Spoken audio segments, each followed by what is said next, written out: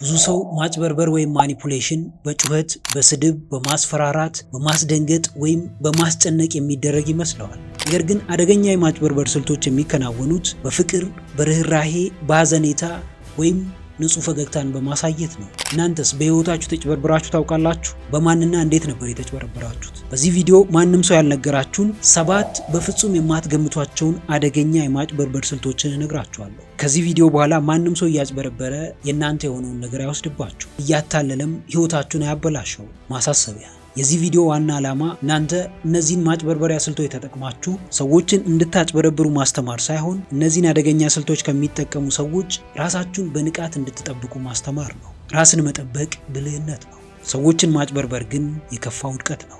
እስከ ቪዲዮ ፍጻሜ ድረስ አብራችሁን ቆዩ። እኔ ኤፍሬም አስቻለው ነኝ፣ ሌክቸረር፣ ላይፍ ኮች፣ ኮንተንት ክሬተር። ቁም ነገር አዘል ትምህርቶችንና ህይወት ቀያሪ ምክሮችን መከታተል የምትፈልጉ ከሆነ ይህንን ቻናል አሁኑኑ ሰብስክራይብ በማድረግና የደወል ምልክቱን በመጫን ቤተሰብ መሆን ትችላላችሁ። ይህን ቪዲዮ ብዙ ሰዎች ጋር ይደርስ ዘንድ አሁኑኑ ላይክ አድርጋችሁ ጀምሩት። የዋን-ቱ-ዋን ኮቺንግ እና የማማከር አገልግሎት ማግኘት የምትፈልጉ በዚህ ስልክ ደውላችሁ ማግኘት ትችላላችሁ። አሁን ቀጥታ ወደ ጉዳያችን እንግባ።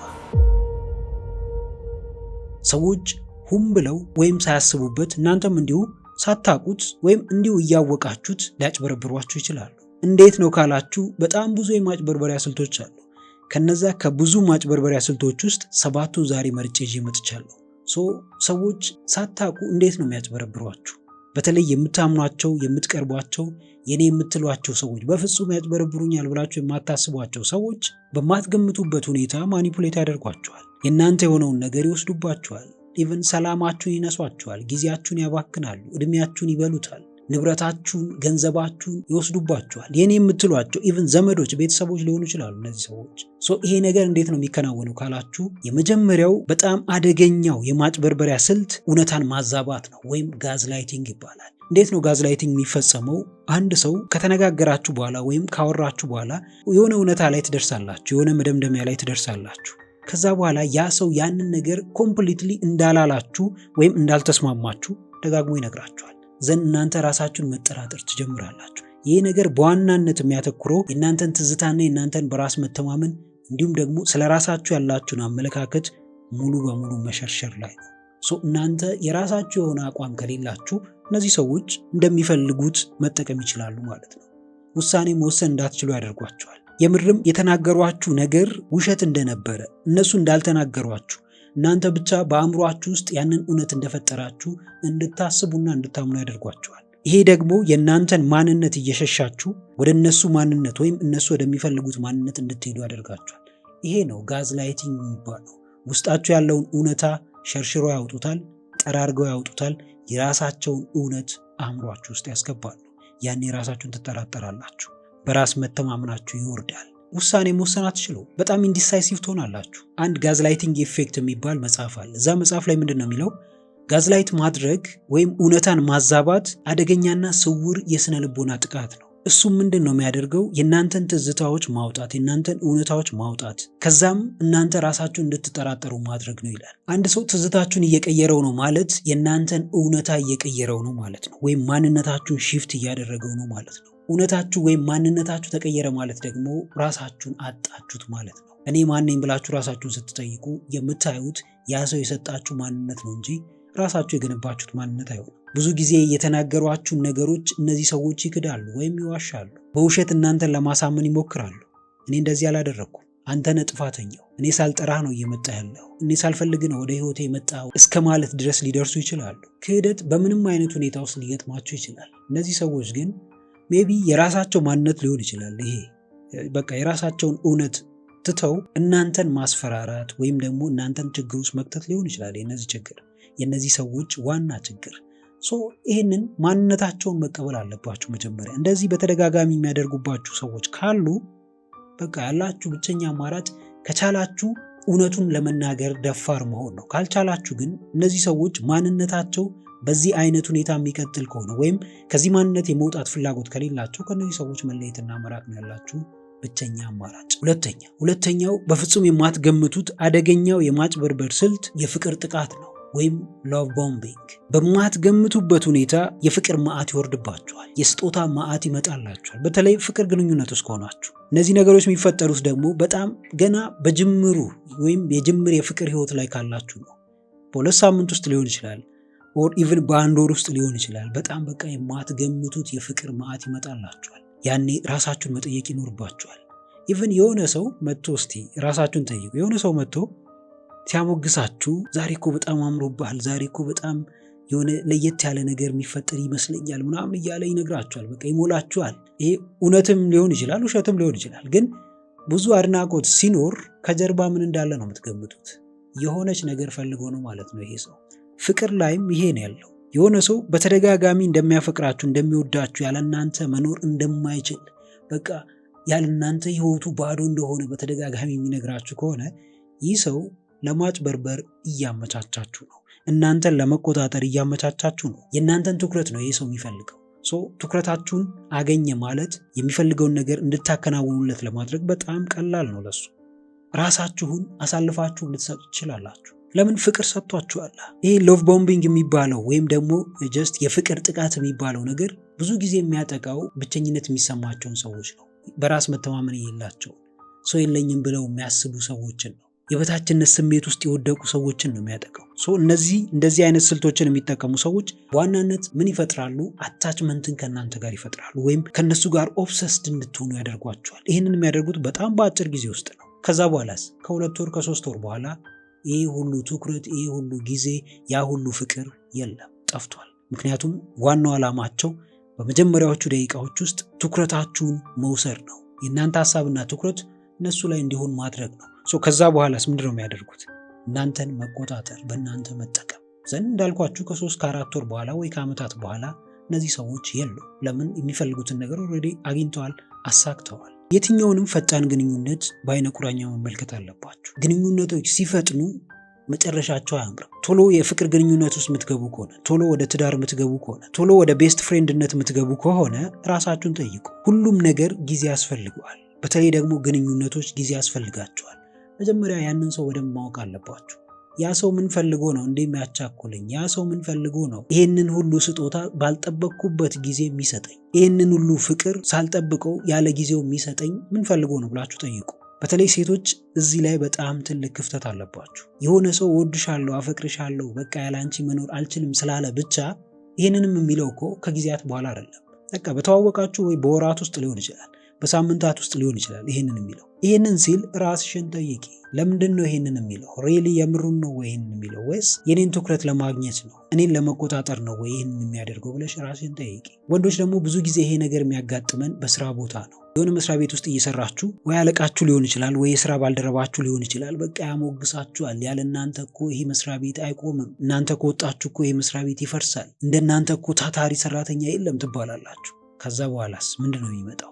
ሌላ ተጨማሪ ስራ ይሰጣችኋል። እንደናንተ የሚሰራው ሰው እኮ ስለሌለ ነው ይሄ ስራ የሚሰጣችሁ ትባላላችሁ። ያኔ ደስ ሊላችሁ ይችላል። በቃ ራሳችሁ ልታሞግሱ፣ ዋው በጣም ደስ ይላል፣ በራሴ እኮራለሁ ምናምን ልትሉ ትችላላችሁ። ይሄ ነገር ግን ወጥመድ መሆኑን ማወቅ አለባችሁ። በቃ በሚገባችሁ ልክ መሞገሳችሁ ምንም ክፋት የለውም። ማንም ሰው ሊሞገስ ይችላል፣ ማንም ሰው ሊደነቅ ይችላል።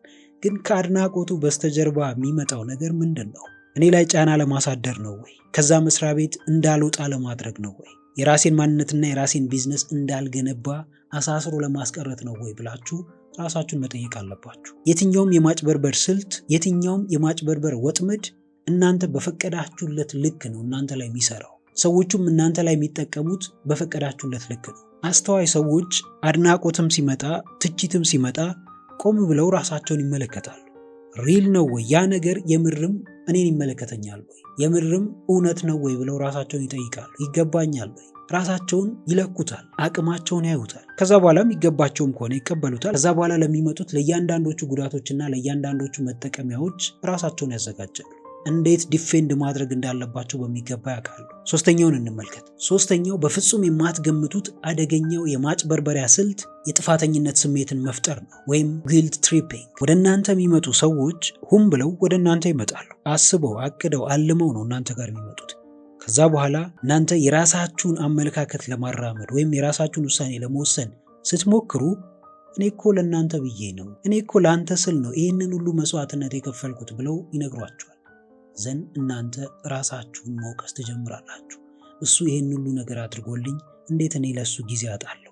እሱ ይህን ሁሉ ገንዘብ ሰጥቶኝ እኔ እንዴት ትንሽ ነገር እንኳን ለሱ ማድረግ ያቅተኛል ብላችሁ ታስባላችሁ። ከዛ መንቀሳቀስ ያቅታችኋል።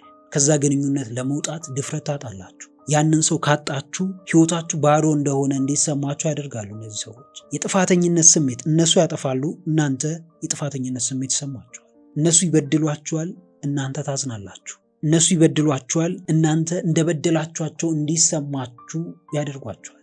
በዛው ውስጥ ደግሞ የማንነት መሸርሸር ይገጥማችኋል። ማንነታችሁን ታጡታላችሁ።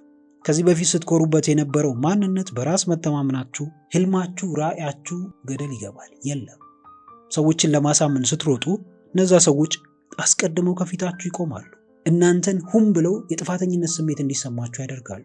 በተለይ የፍቅር ግንኙነት ውስጥ ሁል ጊዜ በግድ እንድታፈቅሯቸው፣ በግድ ቦታ እንድትሰጧቸው፣ የሰሩላችሁን ውለታዎች እንድትቆጥሩ የሚያደርጓችሁ ሰዎች ካሉ እነዚህ ሰዎች ፍቅር ውስጥ እንድትቆዩ ሳይሆን በቃ በግድ እዛ ነገር ውስጥ እንድትቆዩ ነው እያደረጓቸው ያሉት። ይሄ ደግሞ ፍቅር ሳይሆን መቆጣጠር ነው። እነዚህ ሰዎች በራሳቸው ቁጥጥር ስር እያስቀመጧችሁ ነው። የጥፋተኝነት ስሜት እንዲሰማችሁ የሚያደርጉት ሌላኛው መንገድ ምንድነው? ምንም ነገር ለራሳችሁ ወስናችሁ ማድረግ ስትጀምሩ ያ ነገር ስህተት እንደሆነ እንዲሰማችሁ ያደርጋሉ። እነሱን እምቢ ማለት ወንጀል እንደሆነ ነው የሚያስረዷችሁ። ከዛ በኋላ እምቢ ማለት አትችሉም። የራሳችሁን ማንነት ወይም የራሳችሁን አቋም ማራመድ እንዳትችሉ ያደርጓችኋል። በዚህ መንገድ ይቆጣጠሯችኋል። ከዛስ የራሳቸው ፍላጎት ማስፈጸሚያ ያደርጓችኋል።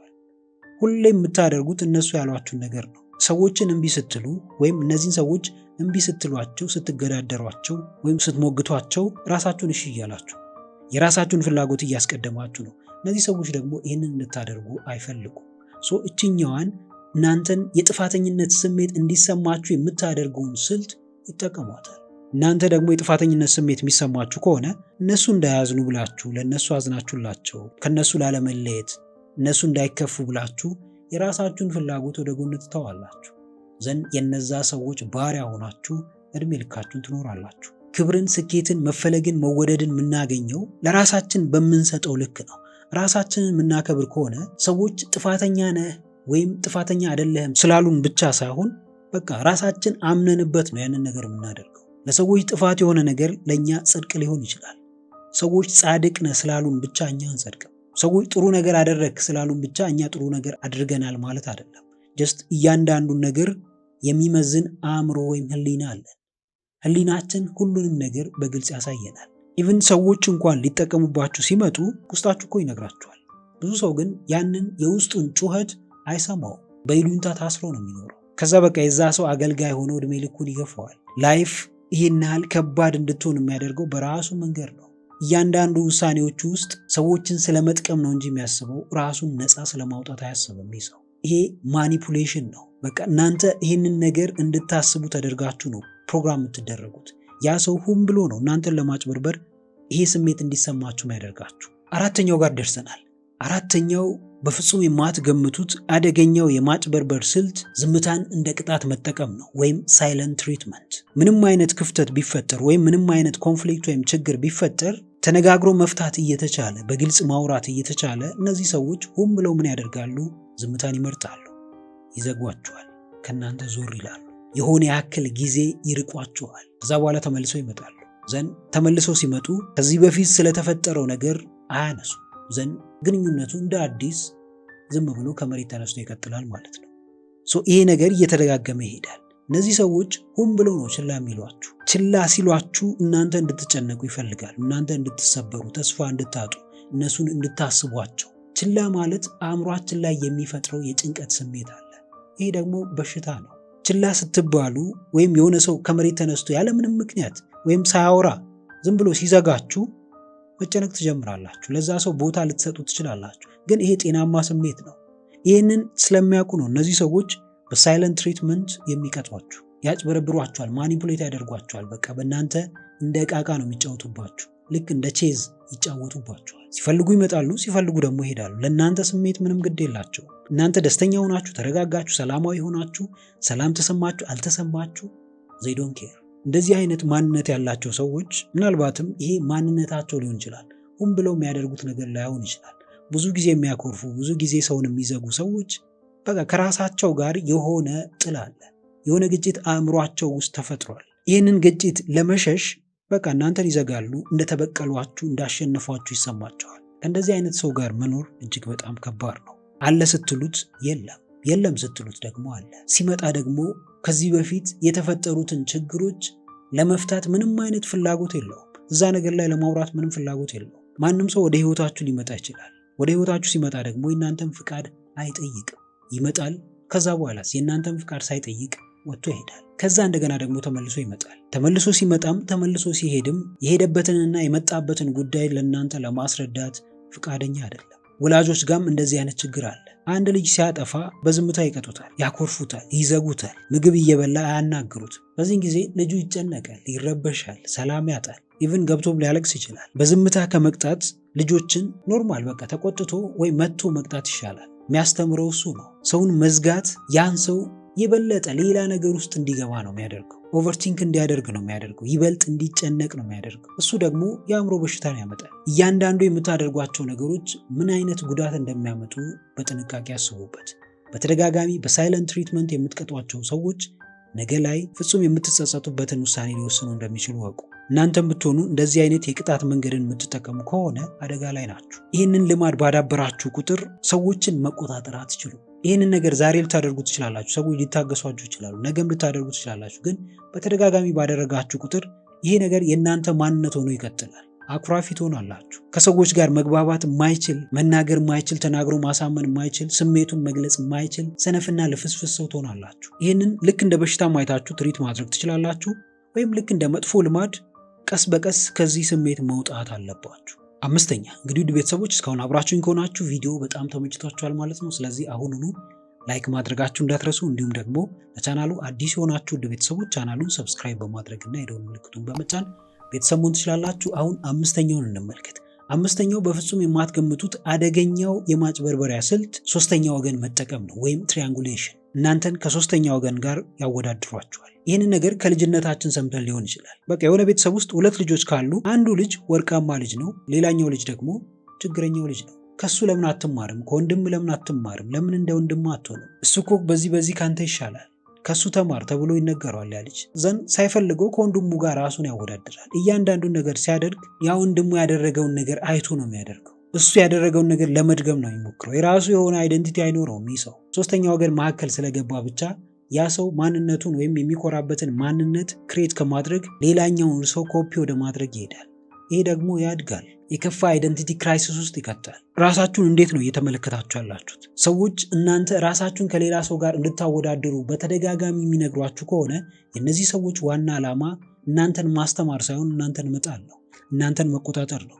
በእናንተ ስሜት ላይ ራሳቸውን መሾም ነው የእነዚህ ሰዎች ዓላማ። እንትና እኮ ካንተ ይሻላል ተብላችሁ እንዴት ነው ከዛ ሰው ጋር አለመወዳደር የምትችሉት? በጣም ኬርለስ ከሆናችሁ ወይም የራሴ የሆነ አቋም አለኝ ብላችሁ የምታምኑ ከሆነ እዚህ አይነት ነገር ምንም ማተር ላያደርግ ይችላል።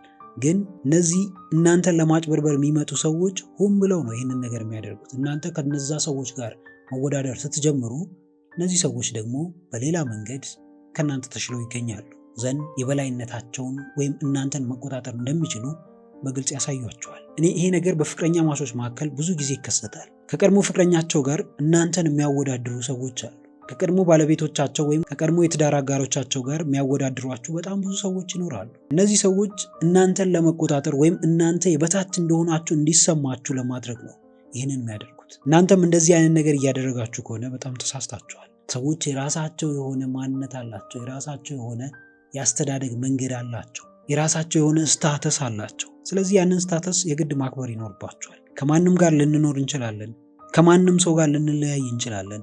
ያ ሰው የራሱ የሆነ ማንነት ወይም አይደንቲቲ አለው። ከሆነ ሰው ጋር ስላወዳደራችሁት ያንን ማንነቱን ትቶ ልክ እንደዛ ሰው ሊሆን አይችልም። ማናችንም ወደዚህ ምድር ስንመጣ ራሳችንን ሆነን ነው የምንመጣው። ልክ እንደኛ አይነት ሰው ማንም ሰው የለም። ስለዚህ ሰዎችን ከሰዎች ጋር በማወዳደር የምታገኙት ብቸኛው ነገር ቢኖር እነዛ ሰዎች የበታችነት እንዲሰማቸው ማድረግ ብቻ ነው። በዚህ መንገድ ሰዎችን መቆጣጠር እስካልፈለጋችሁ ድረስ ይሄ መንገድ የትም አያደርሳችሁ። ብዙ ጊዜ አስተውላችሁ ከሆነ በወላጆች ችግር መካከል የሚያድጉ ልጆች ወይም ችግሮችን እየሰሙ ኮንፍሊክቶችን እየሰሙ የሚያድጉ ልጆች የአእምሮ ችግር ውስጥ ይወድቃሉ፣ ጭንቀት ውስጥ ይወድቃሉ። ብዙ ነገሮችን ሲዳኙ አንድ ሰው እንደሚከፋ ሌላው ሰው ደግሞ እንደሚደሰት እያሰቡ ነው የሚያደርጉት። ይሄ ደግሞ ዲፕሬሽን ውስጥ ይከታል፣ ለከፋ ድብርትና ለጭንቀት ያጋልጣቸዋል። በሶስተኛ ወገን ጣልቃ ገብነት የተፈታ ምንም ነገር የለም። በተለይ የቤተሰብ ጉዳይ፣ የፍቅር ጉዳይ፣ ሁለቱ ሰዎች ተነጋግረው መፍታት ያለባቸውን ነገር ወይም ያለባቸውን ችግር ሌላ ሶስተኛ ሰው ገባበት ማለት ያ ሶስተኛው ሰው ሊፈርድባቸው ይችላል። ያ ሶስተኛ ሰው ዞር ብሎ ስማቸውን ሊያጠፋ ይችላል። ስለዚህ ምንም አይነት ነገር ቢፈጠር ሶስተኛ ወገን እንዲገባ አትፍቀዱ። ተነጋግራችሁ በራሳችሁ ፍቱ። ካልሆነ ደግሞ አቋማችሁን በግልጽ ተነጋግራችሁ ሁለታችሁም የየራሳችሁን አቋም ይዛችሁ የዛኛውን ሰው አቋም እያከበራችሁ መኖር ትችላላችሁ። በምንም ነገር ውስጥ ሶስተኛ ወገን የገባበት ነገር መጨረሻው አያምርም። ሶስተኛ ወገን ገብቶበት ከዛ ሰው ጋር አንድ ሰው እያነጻጸራችሁ ከሆነ ራሳችሁን ጠይቁ። የዛ ሰው ዓላማ ምንድን ነው? ምን ፈልጎ ነው ከኔ ይህንን የሚያደርገው? የምር እኔን ለማስተማር ነው ወይስ እኔ ከዛ ሰው ጋር ስወዳደር ወድቄ እንድቀር ነው? የበታችነት ስሜት ውስጥ እንደወድቅ ነው? በራስ መተማመኔ እንዲሸረሸር አስቦ ነው ይህንን የሚያደርገው ብላችሁ ራሳችሁን ጠይቁ። ስድስተኛው ጋር ደርሰናል። ስድስተኛው በፍጹም የማትገምቱት አደገኛ የማጭበርበር ስልት ራስን እንደ ተጎጂ ማቅረብ ነው፣ ወይም ፕሌይንግ ቪክቲም። በየትኛውም ግንኙነት ውስጥ እንደዚህ አይነት ነገር የሚያደርጉ ሰዎች አይጠፉ። በጓደኝነት ውስጥ ይኖራሉ፣ ቤተሰብ ውስጥ ይኖራሉ፣ በፍቅር ግንኙነት ውስጥ ይኖራሉ፣ በስራ ባልደረባነት ውስጥ ይኖራሉ። እነዚህ ሰዎች ዋናው ዓላማቸው ምንድነው? በእያንዳንዱ እርምጃችሁ ውስጥ የሚጎዱት እነሱ ናቸው። ከዛ የምትወቀሱት ደግሞ እናንተ ናችሁ። ባይ ፕሌይንግ ቪክቲም ማለት ነው። ሁሌ የሚጫወቱት ጨዋታ እነሱን ተጎጂ ያደርጋቸዋል፣ እናንተን ደግሞ ጎጂ፣ ጨካኝ፣ ለሰው ማያዝን፣ ክፉ ያደርጋል። በዚህ ምክንያት የእናንተን ኢቪልነስ ያሳያሉ፣ የእነሱን ኢንጅልነስ ደግሞ ያጎሉታል። እነሱ ኤንጅል ናቸው፣ እናንተ ደግሞ ኢቪል ናችሁ። እነሱ መላእክት ናቸው፣ እናንተ ሰይጣን ናችሁ። ለሰው አታዝኑ። ይህ ስልት በስነ ልቦናው ዳርቮ ይባላል። ዲኔይ፣ አታክ፣ ሪቨርስ፣ ቪክቲም፣ ከዛ ኦፌንደር። መክዳት፣ ማጥቃት፣ ተጎጂን መቀየር። ያደረጉባችሁ በደል እንኳን ቢኖር ያንን በደል አያምኑም፣ ይከዱታል። እናንተ እንዳደረጋችሁ ነው የሚያደርጉት መልሰው ማለት ነው። ይህንን ዳርቮ ሲስተም የሚጠቀሙ ሰዎች ዋናው ዓላማቸው እናንተን መቆጣጠርና መቆጣጠር ብቻ ነው። የትም እንዳትሄዱ ማድረግ ነው። ነፃነት እንዳይሰማችሁ ማድረግ ነው። በእነሱ ቁጥጥር ስር እንዳላችሁ እንዲሰማችሁ ወይም እንድታምኑ ማድረግ ነው እነዚህ ሰዎች ዋና ዓላማ። እንደዚህ በማድረጋቸው ደግሞ በብዙ ሰው ዘንድ ታማኝ ይሆናሉ፣ ተቀባይነት ያገኛሉ፣ በራሳቸው የሚተማመኑ ሰዎች ተደርገው ይታያሉ። ይህንን የሚያደርጉት ሆን ብለው ነው። በእያንዳንዱ እርምጃዎች ውስጥ አጥፊም አለ፣ ተጎጂም አለ፣ በዳይም አለ፣ ተበዳይም አለ።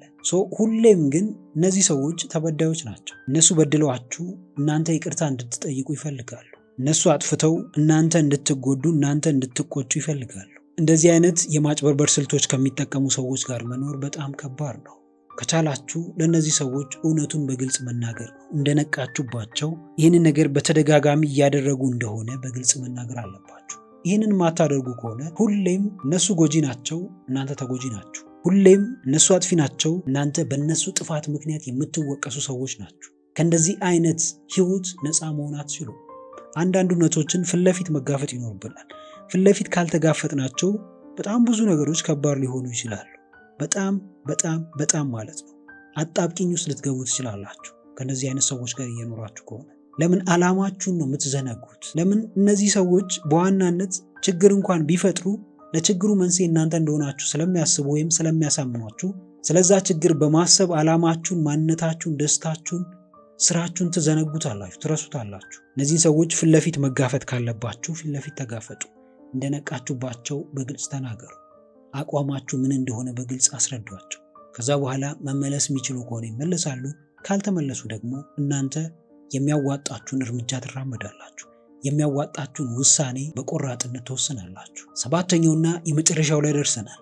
ሰባተኛውና የመጨረሻው በፍጹም የማትገምቱት አደገኛው የማጭበርበር ስልት ያልተመጣጠነ ትኩረት ነው፣ ወይም ኢንተርሚቴንት ሬንፎርስመንት። አንድ ሰው ነው፣ ያ ሰው የሆነ ጊዜ በጣም ደግ ይሆንላችኋል፣ የሆነ ጊዜ ደግሞ በጣም ጨካኝ ይሆንባችኋል። የሆነ ጊዜ ያ ሰው ከማንም የማታገኙትን ፍቅር ይሰጣችኋል፣ የሆነ ጊዜ ደግሞ ወዲያው ከማንም የማይመጣባችሁን ከማንም የማትጠብቁትን ጥላቻ ያሳያችኋል። ይህንን ስነ ልቦናው ምን ይለዋል? ትራውማ ቦንዲንግ። በቃ በማንነታችሁ ውስጥ ወይም ከዛ ሰው ጋር ባላችሁ ግንኙነት ውስጥ የሚፈጥረው ቦንድ ትራውማቲክ ነው። ወይ በጣም እንድትፈሩት ያደርጋችኋል፣ ወይ በጣም እንድትወዱት ያደርጋችኋል። ስጦታዎችን በአንድ ጊዜ ያዥጎደጉዳል፣ በሳምንቱ ደግሞ ስልካችሁን አያነሳም። በፍጹም የማትጠብቁትን ገንዘብ ይሰጣችኋል፣ በሳምንቱ ደግሞ እናንተን ማየት ማናገር አይፈልግም። እንደዚህ አይነት ስልቶችን የሚጠቀሙ ሰዎች በጣም አደገኛ ሰዎች ናቸው። ለምን? በትኩረታችሁ ነው የሚጫወቱት። ልክ እንደ ዥዋዥዌ ነው የሚጫወቱባችሁ። አንዴ በጣም ደስተኛ እንድትሆኑ ያደርጓችኋል። ከዛ በኋላ ደግሞ እንድትሰበሩ ያደርጓችኋል። መጀመሪያ ሰብረዋችሁ ከሆነ የሆነች ነገር አድርገው ከስብራታችሁ እንድትነሱ ወይም ያንን ነገር እንድትረሱ ያደርጓችኋል። ዘን እናንተ የምታስታውሱት ደግነታቸውን፣ መልካምነታቸውን፣ ለጋስነታቸውን፣ ሩህሩህነታቸውን ነው የምታስታውሱት። ትህትናቸውን ነው የምታስታውሱት። በቃ መልአክ መስለው ነው የሚታዩአችሁ። ይህንን የሚያደርጉት ሆን ብለው ነው። ጥፋታቸውን ለመሸፈን በጣም በከፍተኛ ደረጃ ደግ ይሆናሉ። ከዚህ በፊት ያደረሱባችሁን በደል ለመሻር ዛሬ ከእናንተ ጋር ብቻ ይሆናሉ። ፍቅር ይሰጧችኋል፣ ይንከባከቧችኋል። ከነሱ የማትጠብቁትን ነገር ወይም በጣም ሰርፕራይዝ የሚያደርጋችሁን ነገር ያደርጋሉ። ህይወታችሁን በሰርፕራይዝ ይሞሉታል። ከነርሱ ጋር ብቻ ስትኖሩ የደስታ ስሜት እንዲሰማችሁ ያደርጋሉ። ሌላውን ነገር ችላ እንድትሉ፣ ሌላው ነገር ከንቱ እንደሆነ፣ ከነሱ ውጪ ለእናንተ የሚያስብና የሚያዝንላችሁ ሰው እንደሌለ በግልጽ ያሳዩአችኋል። ያኔ እናንተ ታምናላችሁ። ይህንን ማመናችሁ ምንም ክፋት የለውም። ነገር ግን ለነገሮች ሚዛን ማስቀመጥ ያስፈልጋል። ደግ ሲሆንላችሁ የሆነ ሰው በጣም ከምትጠብቁት በላይ ደግ ሲሆን፣ መልካም ሲሆን፣ ለምንድን ነው መልካም የሆነው? ለምንድን ነው ደግ የሆነው? በጣም መጥፎ ሲሆንስ ያው ሰው ተመልሶ ደግ ይሆናል። ልክ እንደ እስስት ይቀያየራል። ይሄ ሰው እውነተኛ ማንነቱ የትኛው ነው? እውነተኛ ማንነቱ ሁለቱም አይደለም። የዚህ ሰው እውነተኛ ማንነት አጭበርባሪ መሆን ነው፣ ሰውን ማታለል ነው፣ ሰውን መጠቀም ነው።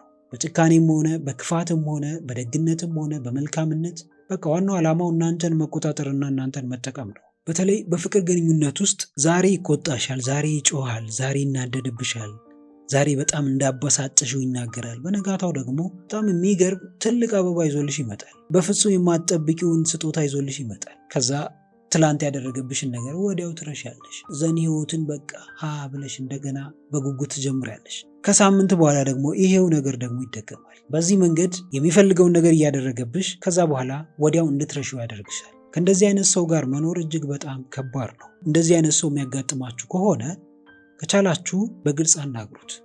ነገሮች የከፉ ከመሆናቸው በፊት፣ እናንተም ስሜታችሁ ከመነካቱ በፊት፣ በሱ ተስፋ ከመቁረጣችሁ በፊት ይህ ነገር እንደማይመቻችሁ ሆን ብሎም አድርጎት ሊሆን ይችላል፣ ሳያውቀውም ልማዱም ሆኖ አድርጎት ሊሆን ይችላል። ግን ብዙ ጊዜ እንደዚህ አይነት ስልትን የሚጠቀሙ ሰዎች አስበውበት ነው ይህንን ነገር የሚያደርጉት። በምንም አይነት መንገድ ወይም በምንም አይነት ምክንያት ይህንን ስልት የሚጠቀም ሰው ካጋጠማችሁ ጀስት ንገሩት፣ በግልጽ ንገሩት። ይሄ ነገር እንደማይመቻችሁ፣ ምቾት እየነሳችሁ እንደሆነ፣ ዛሬ አንድ ጥሩ ነገር ስላደረገላችሁ ብቻ ከዚህ በፊት የበደላችሁን በደል፣ ያደረሰባችሁን ጉዳት በፍጹም እንደማትረሱለት በግልጽ ንገሩት። የእሱ ማንነት ሌላ እንደሆነ ደጋግማችሁ ንገሩት። ከዛ በኋላ የሚሻሻል ከሆነ ይሻሻላል፣ ካልተሻሻለ ደግሞ የራሳችሁን ውሳኔ በራሳችሁ የመወሰን ቻንሱ ወይም እድሉ የእናንተና የእናንተ ብቻ ነው። ሰው መጥቶ እንደፈለገው እንዲጨፍርባችሁ የምትፈቅዱት እናንተ ናችሁ። ሰው መጥቶ እንደፈለገው እያታለላችሁ እድሜያችሁን እንዲበላ፣ ንብረታችሁን እንዲጫወትበት፣ ጊዜያችሁን እንዲያባክን የምትፈቅዱት እናንተ ናችሁ። የማትፈቅዱትም እናንተ ናችሁ። በእያንዳንዱ እርምጃችሁ ላይ የሚያዋጣችሁን፣ ቆራጥነታችሁን የሚያሳይ፣ ደፋርነታችሁን የሚያሳይ፣ የሚገርም የሚያስከብራችሁን ውሳኔ መወሰናችሁን በፍጹም እንዳትረሱ። ፍርሃት ነፃ ያወጣችሁ። ከሰዎች የመለየት ፍርሃት፣ ሰዎችን የማጣት ፍርሃት ነፃ ያወጣችሁ። ይልቅ የሰው ባሪያ ነው የሚያደርጋችሁ። ከባርነት መውጣት የምትፈልጉ ከሆነና የራሳችሁን ማንነት መገንባት የምትፈልጉ ከሆነ እነዚህን አሁን የተመለከትናቸውን 7 በጣም አደገኛ የሚባሉ የማጭበርበር ስልቶችን የሚጠቀሙ ሰዎችን በንቃት መከታተል ይኖርባችኋል። ከዛም በኋላ የሚያስከብሯችሁንና ነፃ የሚያወጧችሁን ውሳኔዎች ለመወሰን ደፋር ሆኑ። እንግዲህ ውድ ቤተሰቦች ለዛሬ ይዤላችሁ የመጣሁት ሀሳብ ይህንን ይመስላል። ከነዚህ ከተመለከትናቸው 7 በፍጹም ከማትገምቷቸው አደገኛ የማጭበርበሪያ ስልቶች ውስጥ ከዚህ በፊት ያጋጠሟችሁ የትኞቹ እንደሆኑ ኮሜንት አድርጎልኝ አነባቸዋለሁ። ቪዲዮውን ጠቃሚ ሆኖ ካገኛችሁት ላይክ ማድረጋችሁ እንዳትረሱ። ቁም ነገር አዘል ትምህርቶችንና ህይወት ቀያሪ ምክሮችን መከታተል የምትፈልጉ ከሆነ ይህንን ቻናል አሁኑኑ ሰብስክራይብ በማድረግና የደውል ምልክቱን በመጫን ቤተሰብ መሆን ትችላላችሁ።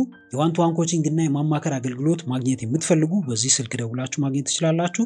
ስለነበረን ጊዜ ሁሉ በጣም አመሰግናለሁ። በቀጣይ ቪዲዮ በአዲስ ሀሳብ እስክንገናኝ በያላችሁበት ሰላማችሁ ይብዛ።